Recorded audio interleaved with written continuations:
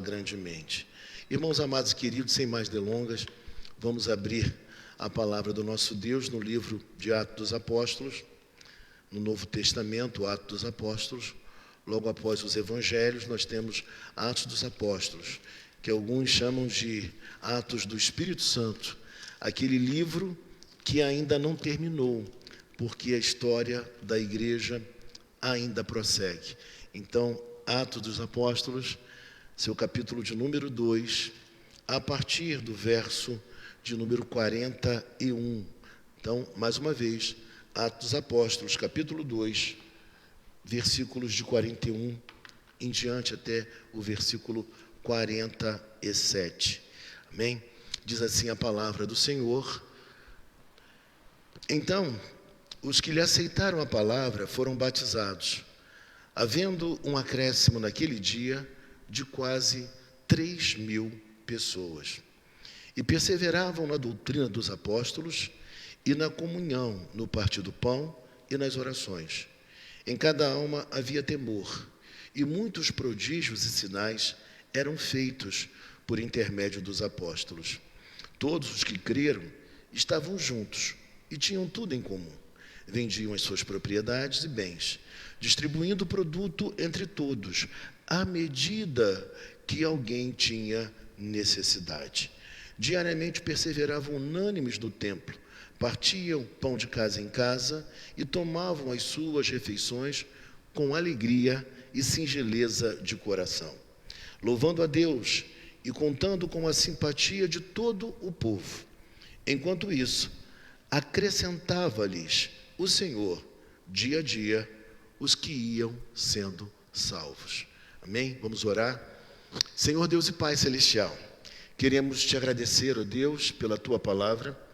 Queremos pedir ao Senhor que agora o Senhor fale ao nosso coração e que a tua verdade possa ser compreendida por todos nós. Ó Deus amado, obrigado, meu Pai, por esse instante aqui, pela possibilidade que temos de pregar o teu evangelho, de ouvir a tua palavra e aprender, ó Deus, a partir desta página sagrada, como devemos viver em comunidade. Obrigado por tudo, te oramos assim, em o nome de Jesus. Amém.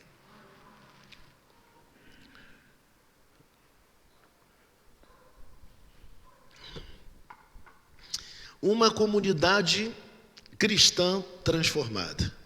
Se eu tivesse que pôr um título na pregação de hoje, na mensagem de hoje, o título seria este: uma comunidade cristã transformada. E por que isso? Porque quando nós olhamos para o texto, esse texto é para nós um referencial certeiro de como a igreja vivia naquele período, logo no seu nascedouro, e também como a igreja de hoje deve priorizar o que é mais importante para que ela seja de fato uma igreja saudável, uma igreja verdadeira e autêntica.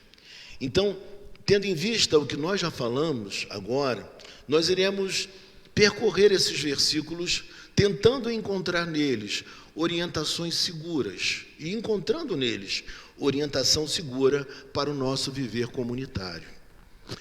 Primeiramente, o texto vai nos dizer no verso de número 1 que algo maravilhoso havia acontecido. Verso 41. Então, os que lhe aceitaram a palavra foram batizados, havendo um acréscimo naquele dia de quase 3.000 pessoas. A igreja que até então, ela contava com apenas, quantos membros, vocês sabem? 120 membros. A igreja tem um salto de 120 para 3.000 membros.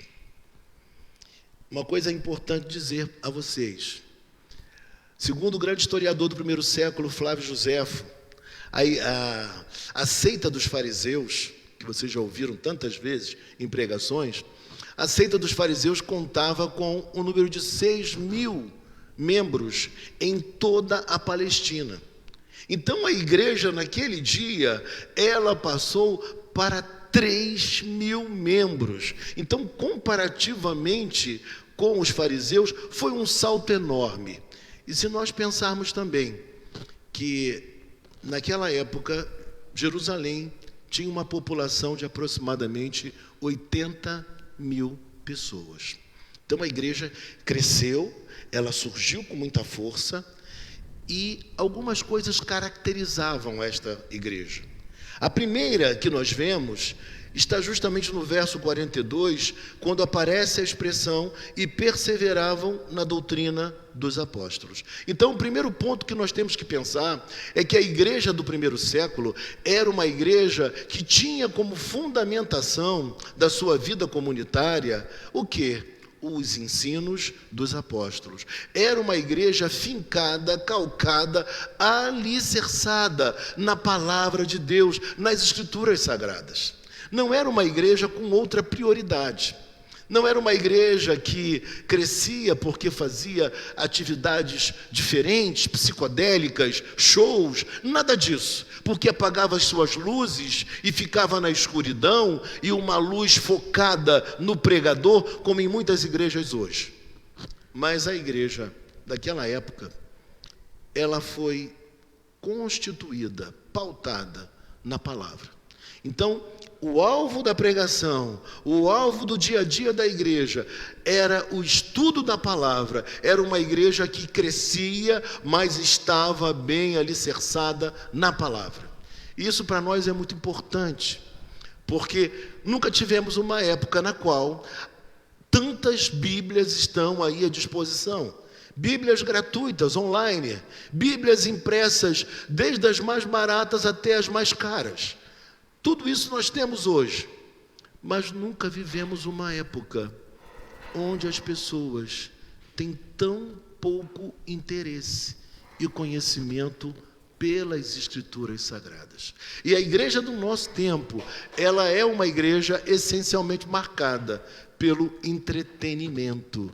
É uma igreja onde os pregadores da nossa época já descobriram que o que as pessoas querem é justamente entretenimento e promessas vazias. E o que eles fazem? Assim como um bom vendedor, eles oferecem aquilo que o povo deseja. Então esta é a tônica, é a ênfase da igreja atual, diferentemente da igreja do primeiro século. A igreja do primeiro século era uma igreja pautada na Bíblia Sagrada. Havia o interesse, havia o gozo, havia aquele despertar de alma para conhecer a Bíblia Sagrada, para conhecer as Escrituras Sagradas, para compreender qual era a orientação certeira para servir, para seguir, para adorar a Deus. E parece que hoje isso não é tão importante. Parece que hoje, diferentemente daquela época, a igreja não está muito preocupada em entender como Deus deve ser cultuado, como devemos viver no dia a dia da nossa existência de forma a agradar a Deus. Então, eu diria para vocês que o primeiro ponto é que essa igreja do primeiro século, ela não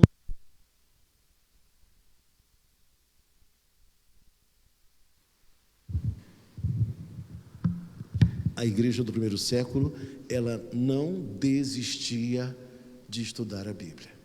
Ela não desistia de conhecer. Ela perseverava. Ela queria saber mais, conhecer mais. E é isso que nós estamos precisando nos dias atuais. Uma volta para a Escritura Sagrada. Uma volta ao estudo bíblico, ao conhecimento da Bíblia Sagrada. É isso que nós estamos precisando nos dias atuais. E em segundo lugar, o texto vai nos dizer ainda, na comunhão. O segundo ponto da vida comunitária desta igreja no seu nascedouro era a comunhão. As pessoas queriam estar juntas, mas elas também tinham tudo em comum. Ou seja, era uma igreja em que um priorizava o outro. Um queria estar com o outro. Era uma igreja na qual a comunhão diária, vai ficar mais evidente na frente, a comunhão diária era para eles algo fundamental. Congregar, estar junto, se visitar, estar realmente com aquele sentimento de pertencimento. Nós somos um corpo, nós somos uma família e nós precisamos estar juntos. E talvez você já tenha visto e ouvido, eu vou tentar tirar aqui o microfone para ficar só com esse na minha mão.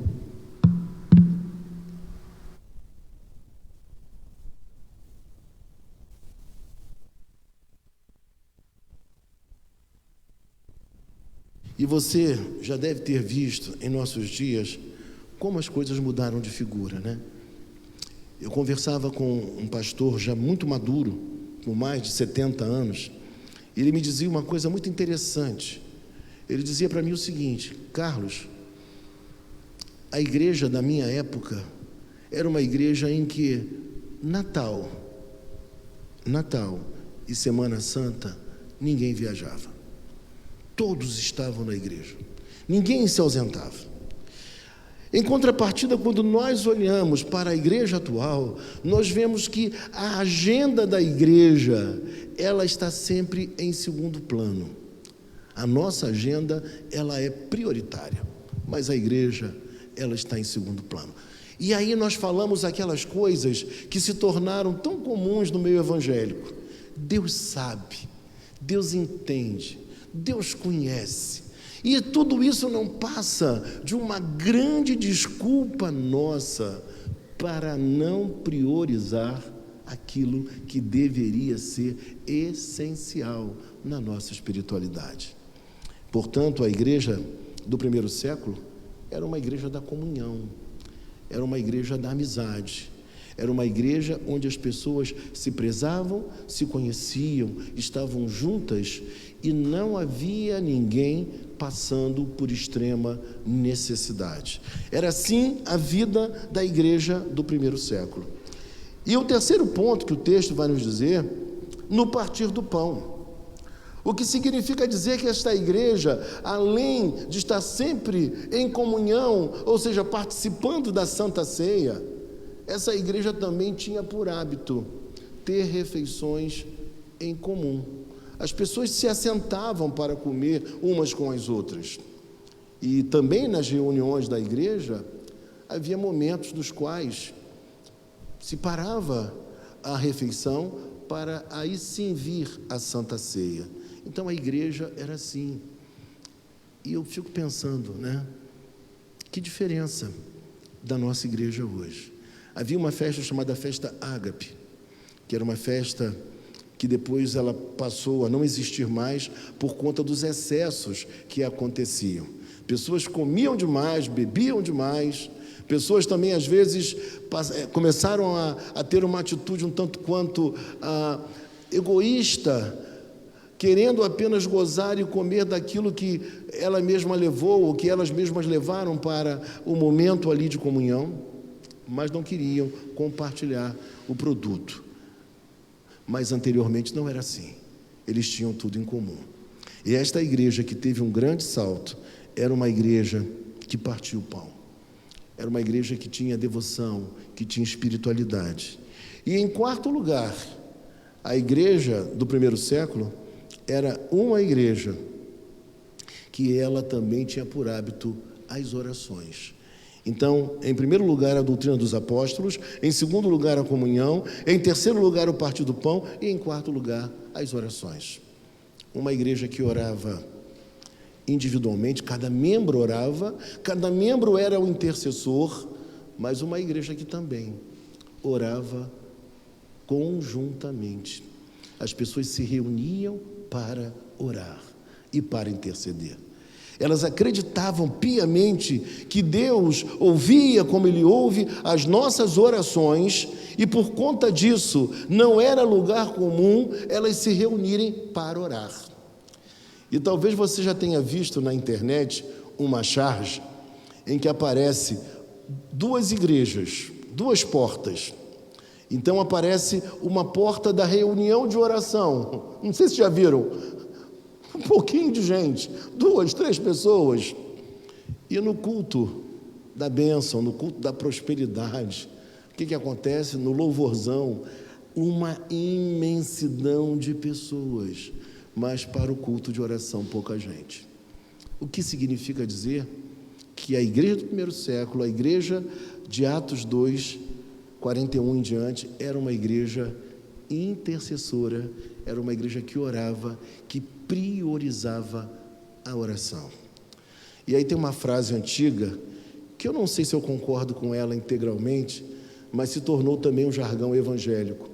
Muita oração, muito poder. Pouca oração, pouco poder. Era uma igreja que orava. Era uma igreja que buscava a face de Deus. Era uma igreja que intercedia. Era uma igreja que, quando tomava conhecimento das necessidades uns dos outros, uma igreja que orava. E aí eu digo para você, que saudade, né? Daquelas pessoas que não deixavam de dobrar os joelhos e de interceder por todos aqueles que estavam sofrendo, por todos aqueles que estão sofrendo, por todos aqueles que têm alguma necessidade. Hoje, quando a gente lembra de alguém, o que a gente faz? A primeira coisa que a gente faz não é nem mais telefonar. Antigamente era telefonar, mas a gente escreve ou grava um áudio pelo WhatsApp para perguntar como a pessoa está passando. Mas antigamente como era? Você não tinha como ligar para ela, poucas pessoas possuíam telefone. Então, quando você lembrava de alguém, vinha à sua mente a possibilidade daquela pessoa estar passando por alguma dificuldade, problema, dor, angústia. E o que você fazia? Você orava por ela, porque você não tinha acesso, não tinha contato. Então, você se dobrava e orava. Hoje, não. A primeira coisa que a gente faz quando lembra de alguém que a gente não fala há algum tempo, que pode estar passando por alguma dificuldade, é mandar uma mensagem, é mandar um áudio. Nem mesmo telefonar, a gente telefona mais. E aí vem a questão. Talvez seja uma prova de que a nossa igreja, falo de forma geral, é uma igreja hoje pós-cristã, de uma época pós-cristã, de uma época pós-moderna, de uma época em que as relações, elas se partem com muita facilidade, onde a comunhão já não é mais um objetivo nosso. Nós não queremos ficar muito perto de ninguém, nós não queremos andar com o outro, nós queremos encontros esporádicos, diferentemente do que acontecia na igreja primitiva, na igreja do primeiro século, em especial em Atos capítulo 2, versículo 41 em diante. E aí no versículo vai nos dizer, então, vimos aqui as 4 prioridades que essa igreja tinha, e talvez seja para nós uma indicação daquilo que nós devemos priorizar em nossas vidas, mas o texto prossegue no verso 43, dizendo: em cada alma havia temor. Em cada alma havia temor. Outra coisa que parece que também em nossos dias não acontece mais: o temor. A gente sentia a mão tremendo, sentia realmente o impacto da responsabilidade. Eu estou pregando a palavra de Deus, eu estou conduzindo um trabalho, eu estou trabalhando na igreja, eu estou evangelizando, meu Deus, eu tenho que fazer isso com temor e tremor. Mas a igreja do primeiro século era uma igreja na qual havia temor. E hoje, quando a gente olha pela internet, como eu vi esses dias, um pregador que ele virou-se para uma mulher que não é crente, uma mulher com uma vida muito estranha, virou-se para ela e começou a profetizar, e dizendo: eu sei que você tem comunhão com Deus, eu sei que Deus te ouve, eu sei que Deus ouve as suas preces, o seu sofrimento, que Deus está vendo e sabe da sinceridade do seu coração. Eu fiquei pensando, meu Deus, o que é isso? Ele falando isso para uma pessoa que sabidamente não tem nada a ver com o Evangelho. Ele quer agradar. E depois disse mais: eu vejo uma chave, mas não é uma chave de um apartamento. Eu vejo a chave, mas é uma chave de um condomínio, de uma bela casa num condomínio. Eu falei, meu Deus, ele está dizendo tudo que aquela pessoa gostaria de ouvir, que as pessoas do nosso tempo querem ouvir, mas em nenhum momento ele falou assim: minha filha, a palavra de Deus diz que você precisa se arrepender dos seus pecados. E essa é a grande diferença nossa hoje para a pregação de Atos dos Apóstolos. Essa é a diferença da igreja odierna para a igreja desta passagem aqui. Nós não confrontamos mais ninguém. Nós pegamos a mensagem de Deus e a tornamos palatável, agradável, para que ela não fira nenhuma suscetibilidade, para que ninguém se escandalize. Nós falamos aquilo que as pessoas querem ouvir. Só que ao fazer isso, muitas pessoas estão indo para o inferno futuramente.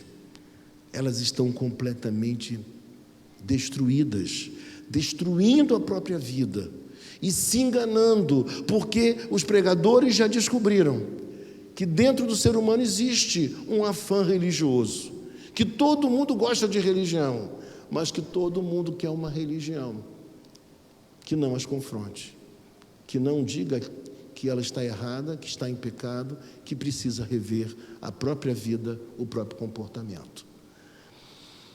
E aí, meu irmão, minha irmã, o texto diz que a igreja tinha temor.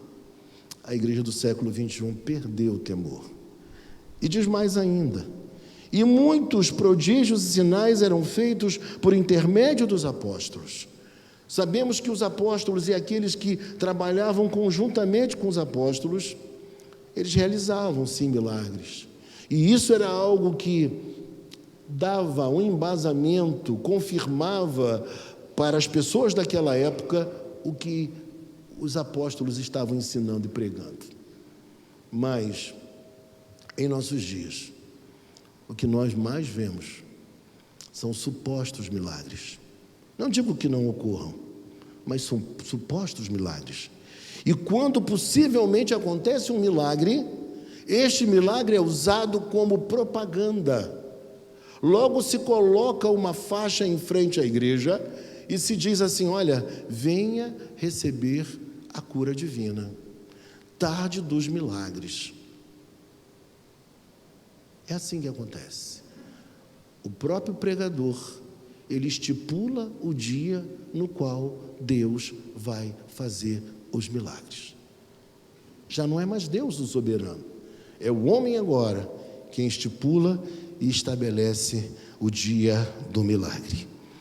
E quando nós chegamos no verso de número 44, o texto diz: todos os que creram estavam juntos e tinham tudo em comum. Não significa dizer aqui que a igreja fosse comunista, muito pelo contrário. A Bíblia não prega o comunismo é materialista, então contraria os princípios de Deus, são coisas que se colidem, não tem como compatibilizar. Então, quando nós vemos o que havia na igreja havia amor e solidariedade. Nenhuma pessoa valorizava acentuadamente as suas posses materiais. Possuíam seus bens, mas entendiam que aquilo era algo a ser administrado. Nós somos dispenseiros de Deus. Quer tenhamos muito, quer tenhamos pouco, o que nós possuímos foi Deus quem nos deu. E Deus, Ele deseja que, obviamente, além dele ser a nossa prioridade, porque Ele é Deus, temos que adorá-lo, Ele deseja que a nossa prioridade sejam as pessoas e não as coisas. As coisas são passageiras, elas vão embora. Hoje se tem e amanhã não se tem mais. Mas o ser humano não.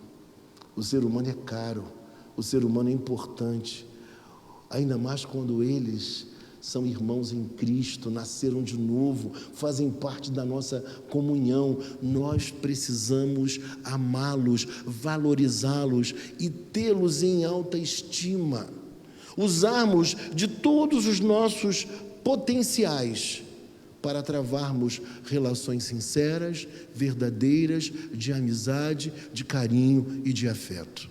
No que depender de vós, tendes paz com todos os homens. E isso não deve ser diferente entre nós cristãos, muito pelo contrário, nós devemos privilegiar as nossas relações, olhar sempre para o outro com carinho, olhar sempre para o outro com respeito, porque é isso que Jesus Cristo nos ensina. E é o que mais está faltando na igreja do nosso tempo. Uma igreja onde os vínculos, eles não são permanentes, eles não são constantes. Tudo se fragmenta, tudo parte muito rápido, e a gente não tem menor temor de romper e brigar. Eu fico vendo, em tantas divisões que a igreja de hoje tem, tantas denominações que surgem, e todo movimento que se divide, um outro movimento aparece logo daqui a pouco, o que prova para nós a incapacidade do homem desse tempo de caminhar junto com o outro. Então, o interesse não é Deus, o interesse não é o Evangelho, o interesse é poder, o interesse é dinheiro e outras coisas que vêm com dinheiro e com poder. E o texto prossegue nos dizendo assim: vendiam as suas propriedades e bens, distribuindo o produto entre todos à medida que alguém tinha necessidade. Então, na verdade, não é uma ideia de que tudo era de todos, mas a ideia era que havia um fundo, havia recursos para que quando alguém estivesse passando por necessidade, essa pessoa fosse suprida em suas carências. E aí a gente fica pensando, em dias como os nossos, como deixar um irmão passando fome? Como não tentar arrumar um emprego, distribuir um currículo, ajudar de alguma forma aquele irmão que está desempregado? Como não se interessar por aquele que sofre e está sempre perto de nós? Como não olhar para ele e perceber as suas angústias e as suas necessidades? O Evangelho é assim. O Evangelho, ele não nos permite ficar petrificados. O Evangelho faz com que o nosso coração, ele seja mais sensível. Que a gente pare e olhe para o irmão e pense: quais são as suas dores? Quais são os seus problemas? Quais são as suas aflições? Não há lugar para egoísmo na igreja. E o texto prossegue dizendo para nós, versículo 46, diariamente, o que significa dizer que eles não se encontravam esporadicamente. Eles não estavam juntos apenas num encontro ocasional ou um encontro uma vez por semana. Aí você vai me dizer, talvez, mas pastor, a nossa agenda hoje ela é muito corrida e pesada, a gente quase não tem horário para mais nada, a nossa vida é intensa. Mas eu pergunto a você, tudo aquilo que nos interessa de verdade, a gente sempre encontra tempo. Aquilo que a gente valoriza, a gente encontra tempo. Não dá para negar. É verdade absoluta. Quando alguém está enamorado, apaixonado por alguém, encontra tempo. E como nós não podemos encontrar tempo para as nossas comunhões, para as nossas celebrações, para a gente dar atenção um ao outro e viver em comunidade? Era diariamente. E isso mexia com as pessoas daquela época, porque alguns grupos religiosos se reuniam uma vez por mês, outros se reuniam talvez de 15 em 15 dias, mas a igreja vem com uma proposta de que eles se reuniam constantemente, diariamente eles estavam juntos. diariamente. E o texto diz: diariamente perseveravam unânimes no templo. Eu nunca me esqueço de um pregador, um pastor, já há muito tempo falecido. Eu li o material dele, Ricardo Petrovski, e ele escrevia e esclarecia o seguinte, que a igreja, ela se reunia aos sábados no templo judaico, no templo de Israel, para ganhar os judeus para Cristo. E aos domingos, eles se reuniam nas suas celebrações cristãs, nos lares, nas casas. Era assim que acontecia. E o texto fala para nós que era diariamente, perseveravam unânimes no templo. Isso fala de constância, de habitualidade, de você marcar na sua agenda e falar: não, eu não posso faltar, eu tenho que estar lá, eu quero estar lá. E talvez uma outra ideia errada que esteja em nosso tempo seja uma ideia de que eu tenho que ser autêntico. Já ouviu isso por aí muitas vezes, né? Fulano é autêntico, Maria é autêntica, Clotilde é autêntica, José é autêntico. Mas o nosso grande desafio como cristãos não é sermos autênticos. O nosso grande desafio é sermos imitadores. E imitadores de quem? De Cristo. Nós não fazemos coisas novas, não. Nós não queremos novidades, não. Nós queremos imitar a Cristo. Como que Cristo era? Cristo era perdoador. Cristo era amigo. Cristo era o maior exemplo de humanidade que nós temos. Então nós nos espelhamos nele, porque ele é o nosso paradigma. Então nós devemos ser imitadores e não autênticos. E quando a gente deixa de imitar a Cristo, a gente está fugindo cada vez mais do propósito estabelecido por Ele mesmo. Se nós fôssemos verdadeiros imitadores de Cristo, nós sairíamos daqui hoje, pegaríamos o telefone, pegaríamos o carro e procuraríamos todas as pessoas que nós estamos em falta com elas. Não esperaríamos que o outro fizesse, mas nós faríamos. Não esperaríamos por aquele que talvez até mesmo nos tenha ofendido, mas procurado as pessoas e falar para elas: olha, até aqui a dureza do meu coração tem impedido que eu me aproxime de você, que eu faça por você aquilo que eu sei que eu posso fazer. E eu estou preso em coisas tão pequeninas, que vão ficar por aqui de uma hora para outra, de um momento para o outro, e eu estou colocando meu coração nessas coisas, em lugar de olhar para você, de te abraçar, de te perdoar e de receber o seu perdão também. É isso que nós faríamos, e eu tenho certeza que isso agradaria a Deus. Eu tenho certeza que isso faria de nós pessoas muito diferentes do que somos. E é isso que havia na igreja de Atos capítulo 2, versículo 41 a 47. Era uma igreja que atraía as pessoas, mas não atraía porque fazia esses movimentos que nós estamos vendo por aí. Rodopio, né? Apagar luz, coisas que o valham. Profecias, leitura de CPF, dizer qual é o CPF da pessoa. Engraçado, né? Dizem o CPF, mas não dizem os números da Mega Sena. E o povo ainda acredita. E o povo ainda aplaude.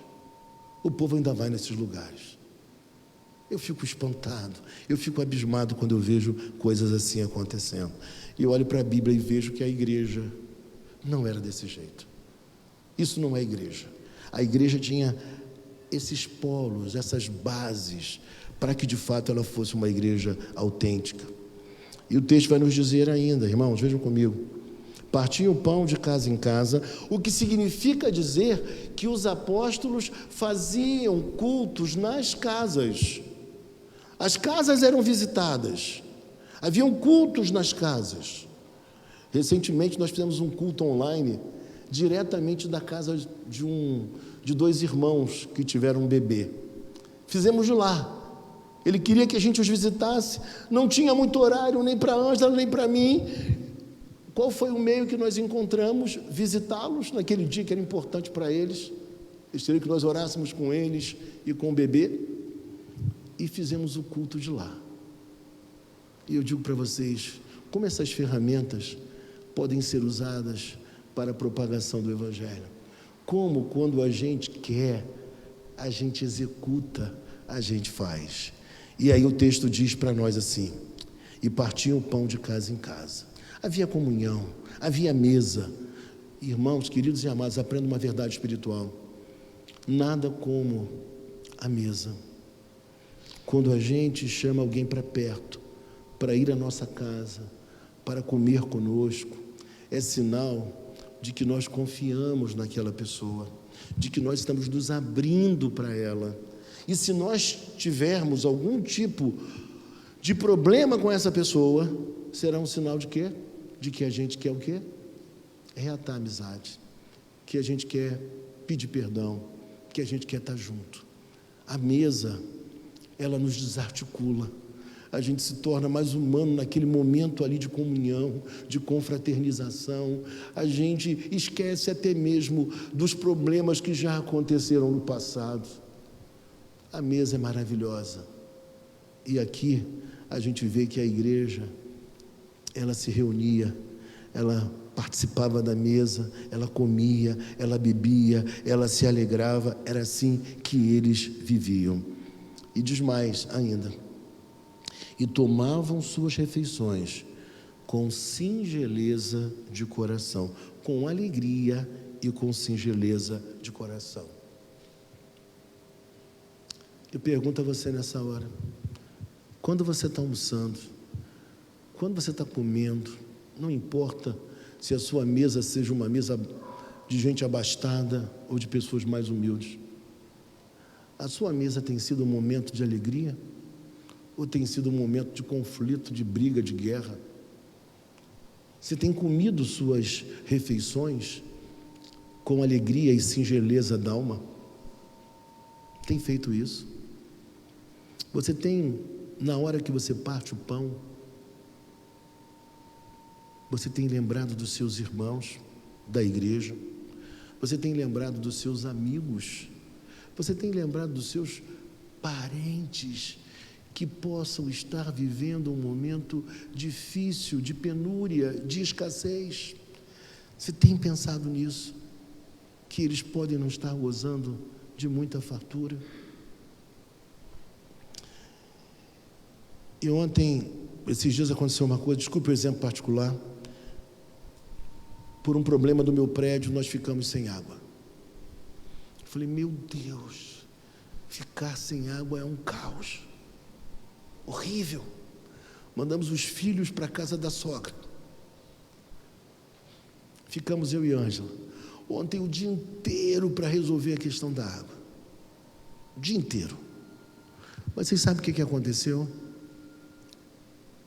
Ontem me liga um irmão que sabia que nós estávamos sem água. E ele virou-se para mim e falou assim: Carlos Henrique, cara, eu esqueci de falar com você ontem, quando eu soube do problema de vocês, mas se você precisar, se a água não tiver voltado, vem aqui para casa, você, Ângela, as crianças, tomem banho aqui em casa. E eu falei, gente, que atitude, talvez uma coisa aparentemente tão simples, mas só quem já ficou privado de água por alguns dias sabe como é isso. E quando alguém tem a sensibilidade de oferecer a casa, de abrir a casa para que você possa tomar banho, é sinal de amor. Porque muitos podem fazer o seguinte: vão para um hotel e tomam um banho lá e resolvem seus problemas lá, depois passou. Excelente. Mas eu pergunto a você, será que todos nós aqui temos condição de ir para um hotel? Não. Muitos de nós não têm essa condição. Muitos de nós não têm um parente que more próximo. E triste, muitos de nós não se sentem à vontade de procurar um parente numa hora assim. Mas, se nós somos uma igreja, nós precisamos saber das lutas uns dos outros, se interessar uns pelos outros e estender as mãos na hora da dificuldade. E para a gente finalizar, essa igreja, além de tomar suas refeições com alegria e singeleza de coração, essa igreja fazia mais uma coisa, mais uma expressão da sua vida comunitária, louvando a Deus e contando com a simpatia de todo o povo. Essa igreja não era uma igreja fechada nela mesma também.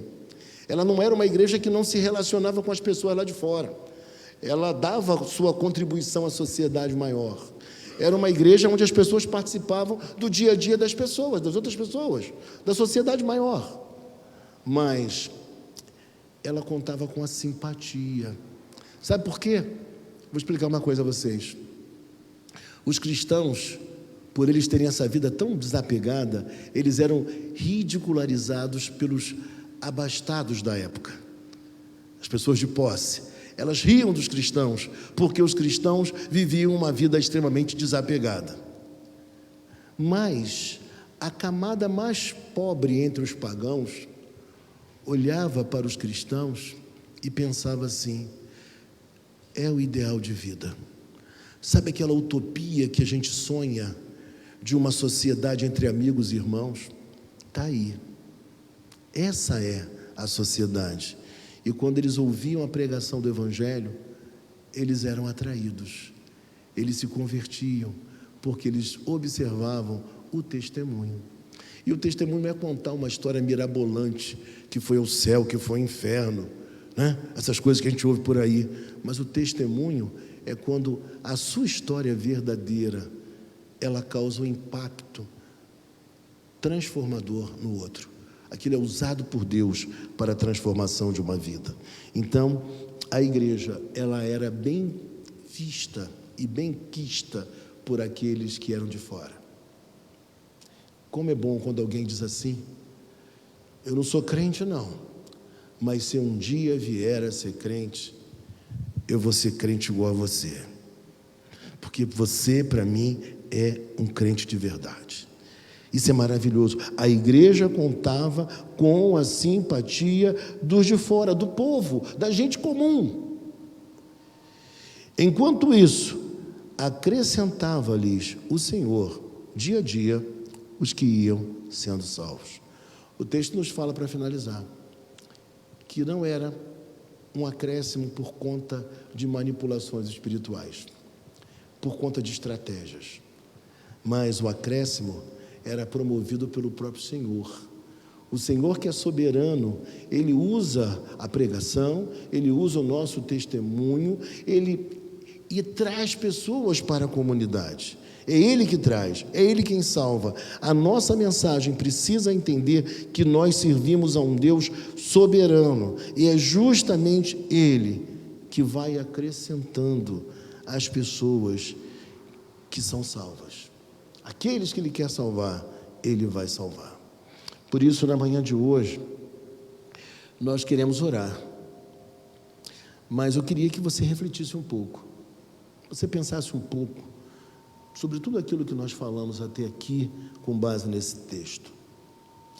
Como é que está a sua ênfase espiritual? Como é que está a sua vida? Como é que está a vida da gente aqui? Nós estamos perseverando na doutrina dos apóstolos? Nós queremos ouvir esta palavra, aprendê-la.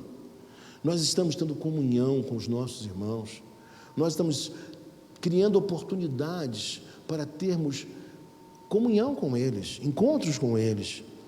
Nós estamos partindo o pão, nós estamos participando da Santa Ceia, nós estamos tendo comunhão com eles, ao partir do pão também em nossas casas.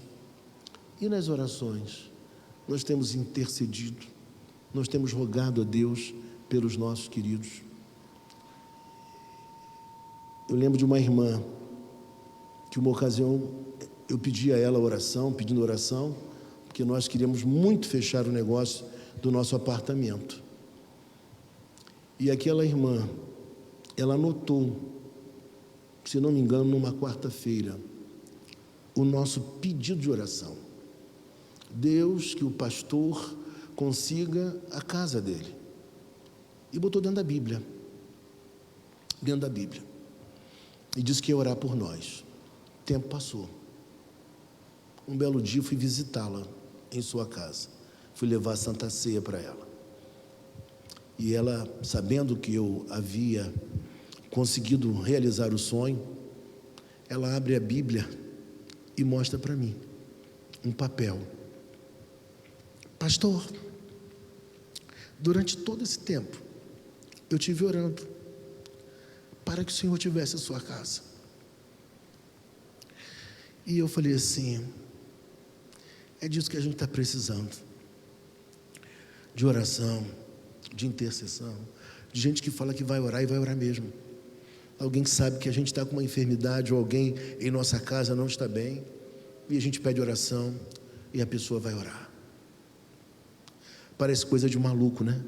Para o século 21. Parece coisa esquisita e estranha. Mas quando aquela mulher, aquela irmã, me mostra aquele papel, eu falei, meu Deus do céu. Deus ouviu as nossas orações, Deus ouviu as orações dela, o nosso Deus está presente. E eu digo a você, na manhã de hoje, essa era a igreja, uma igreja sensível, uma igreja que amava, uma igreja que se prezava, uma igreja na qual não havia ninguém passando por necessidades extremas. E é essa igreja que eu acredito. Eu acho que nós podemos seguir essas instruções e sermos cada vez mais próximos ao que aqui está, perseverando na doutrina dos apóstolos, tendo comunhão, partindo o pão, não nos ausentando das comunhões da Santa Ceia e também na oração. A oração faz muita diferença.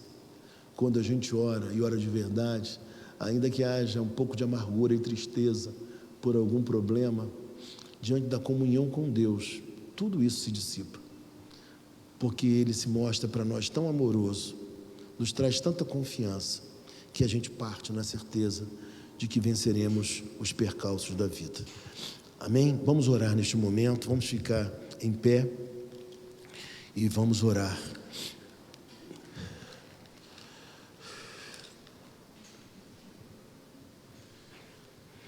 Senhor Deus e Pai Celestial, nós queremos, Pai, te agradecer pela Tua Palavra, que nos ensina coisas tão simples, mas que ao mesmo tempo denunciam o distanciamento da espiritualidade presente dos nossos dias em relação àquilo que a Tua Bíblia, a Tua Palavra aponta para nós.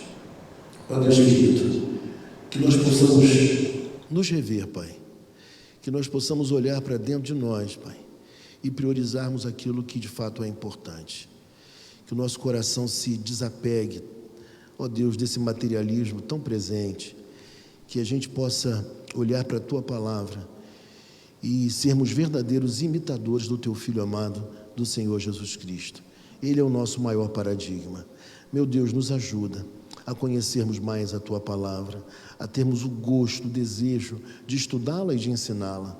Nos ajuda, Senhor Deus, ó Deus, a termos mais comunhão uns com os outros, Pai, e que seja comunhão verdadeira, sincera, Pai.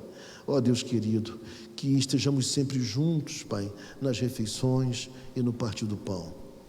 E eu peço a Ti, Pai, que nós sejamos também intercessores, e que uma vez vivendo, Pai, desta forma, pessoas sejam atraídas ao Teu Evangelho, pessoas possam vir a Cristo, pessoas possam se entregar a Cristo, que nós tenhamos esse senso, Pai, de espiritualidade.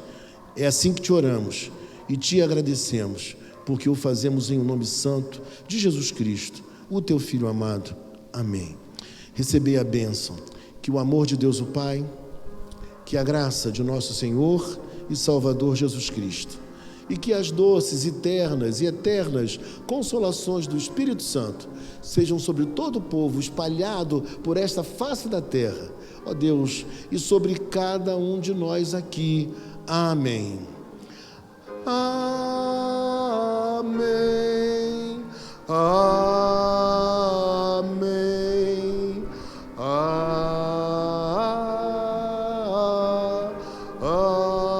Amém.